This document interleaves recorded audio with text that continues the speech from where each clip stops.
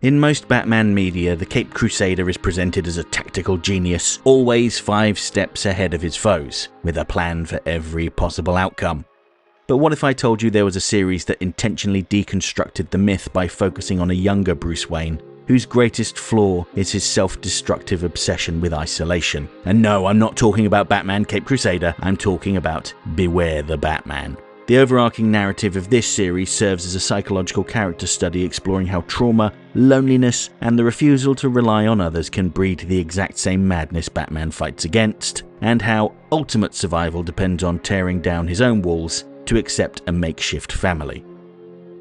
At the same time, this was the first Batman cartoon to have a season-long arc for the character. While Beware the Batman's predecessors were mostly episodic and could be watched in any order, in this series you got the absolute most out of it by watching every episode in order. The series begins with a relatively new Batman waging his war on crime. He's not an accepted ally of the police, there's no wider Batfamily, and all he has is Alfred. What's refreshing about this Batman is that, for as brilliant as he is, he still makes mistakes. He's physically vulnerable, periodically making tactical errors and suffering lingering bodily injuries that he stubbornly chooses to ignore. He is on a path of self-destruction, and Alfred sees this, and it's a feeling he knows all too well. As I mentioned in a separate video linked to in the info button, Beware the Batman's Alfred Pennyworth was reimagined as a lethal, pragmatic ex-MI6 operative. When he retired from the Secret Service, he took a job as the butler for the Wayne family, although they were murdered shortly after he joined them. Since that day, he has trained Bruce and given him an education in violence. Traditionally, a young Bruce Wayne traveled the world picking up the skills necessary for his campaign against crime. But here he learned everything he needed to know from Alfred. But the thing is, for as broken as Alfred was, he wanted better for his surrogate son. And that's why he recruited Tatsu Yamashiro to act as Bruce's bodyguard. Although really, she's not there to protect him from physical harm, she's there to protect his soul. The intention from day one was to bring Tatsu into his war on crime, but Bruce resists this intrusion into his crusade. He subjects her to harsh psychological and physical tests to maintain his emotional walls and keep her at arm's length. But over time she wears him down. And what's more, being involved in Batman's mission also saves Tatsu from her own demons, which was Alfred's intention all along. What I particularly like about this show is how it presents Bruce Wayne as a very damaged man. Earlier Batman shows had hinted at this, most notably in Batman the Animated Series episodes like I Am the Night and Dreams in Darkness. But this was the first cartoon to present being Batman as a not particularly healthy response to trauma. This show also introduced a response to the fairly mid-take that Bruce Wayne could do more for Gotham if he put his money to good use. Here, Bruce Wayne funds Jason Burr's research into the ion cortex, a device that will potentially generate near limitless and inexpensive energy for the world. Outside of being Batman, this is his focus, bringing light to the world. It's not a subtle metaphor in the slightest, but I like the symbolism. Now, for as brilliant as Batman is, he is not infallible. The first half of the season builds towards the arrival of the League of Assassins in Gotham. In a bold move, Batman was completely outmatched by Ra's al Ghul, who goes on to weaponize the ion cortex. Batman could not defeat him in a hand-to-hand fight on his own. He had to use his brain to outsmart him and work with allies to overcome the threat. He allows Silver Monkey to assist him in fighting the League's soldiers. He empowers Barbara Gordon to hack into their network, and he trusts Alfred and Katana to have his back. Similarly, Batman does not directly defeat Ra's. Instead, he unleashes the trapped spirits from within the Soul Taker sword, and they take care of Ra's. This Batman is not the perfect tactical loner that can never lose a fight because of years of preparation. He's someone that struggles and fails, but ultimately wins because he lets other people into his life. It's a very inspiring message, even for those of us that prefer our Batman solo.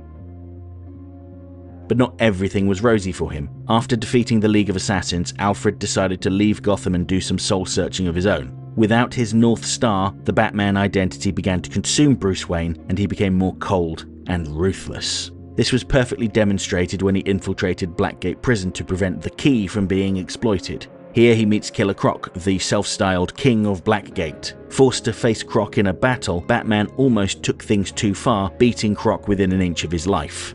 The only thing that stopped him was Katana breaking into Blackgate and reminding him of who he was. While she could speak to him in a way that few others could, that didn't mean that he always treated her fairly though. Bruce begins treating Katana with emotional cruelty.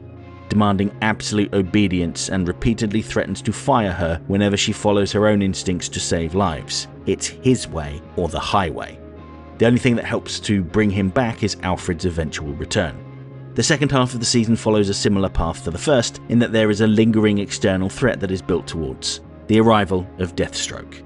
In this universe, he was a protege of Alfred Pennyworth, but he was too cruel and ruthless. When Alfred failed to get through to him and had to kick the stuffing out of him when he tried to execute a prisoner, Slade Wilson turned on Alfred.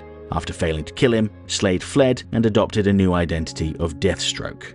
Despite their falling out, Deathstroke saw himself as Alfred's surrogate son, with Batman and Katana as his siblings of sorts. However, Deathstroke had always assumed that Alfred had rejected him because he was a jealous old man, afraid of his brilliance. But when he saw that Alfred had passed down his skills to both Batman and Katana, and was living peacefully with them, he spiraled. Maybe the problem wasn't Alfred, maybe there was something wrong with him. While the comics had alluded to parallels between Batman and Deathstroke mainly through their interactions with Dick Grayson, this is the show that made the similarities explicit. Deathstroke is who Batman could become without that moral anchor. Slade Wilson threw away his original identity, he got facial reconstructive surgery and became Deathstroke. His mask became his true identity, much in the same way that Batman is who Bruce Wayne is on the inside. In the series finale, Deathstroke lures Batman into a solitary showdown in the Batcave by taking Alfred hostage, expecting Batman's stubborn pride to keep him isolated. Reverting to his toxic early season habits, Batman attempts to face Slade entirely alone, walking straight into the trap under the guise of protecting his allies. But Katana helps to break this cycle of isolation by openly defying his orders. She refuses to let him act as a solitary martyr, rallying an alliance including Metamorpho, Man-Bat and Barbara Gordon, a group of outsiders, wink wink, to help save the day. Both Batman and Deathstroke have that instinct to push people away, to only rely on themselves and their own skills. But the difference is that Batman has people in his life who call him out on his nonsense. He may falter at times, but ultimately he accepts their help. Yes, he can defeat Deathstroke in a brawl, but it's his friends that round up all of Deathstroke's explosives and Metamorpho that deals with the blast.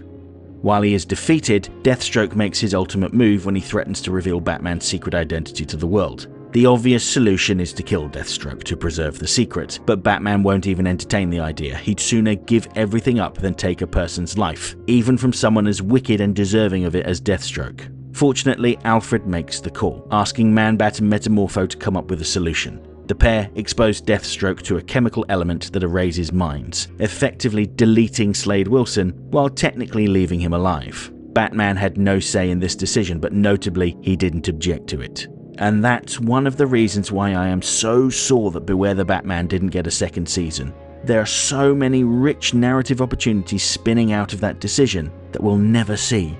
Technically, it isn't murder because Slade Wilson is still alive, but at the same time, Slade Wilson no longer exists, someone else does. There was a similar storyline in the early 2000s. During Identity Crisis, the Justice League used Zatanna to wipe Dr. Light's mind, and Batman strongly objected. So they used the same spell to make him forget what he saw. While Batman didn't actively remember what had happened, deep down inside part of him knew, and this fueled his paranoia, and DC drew from that plot for years. Oh, what could have been.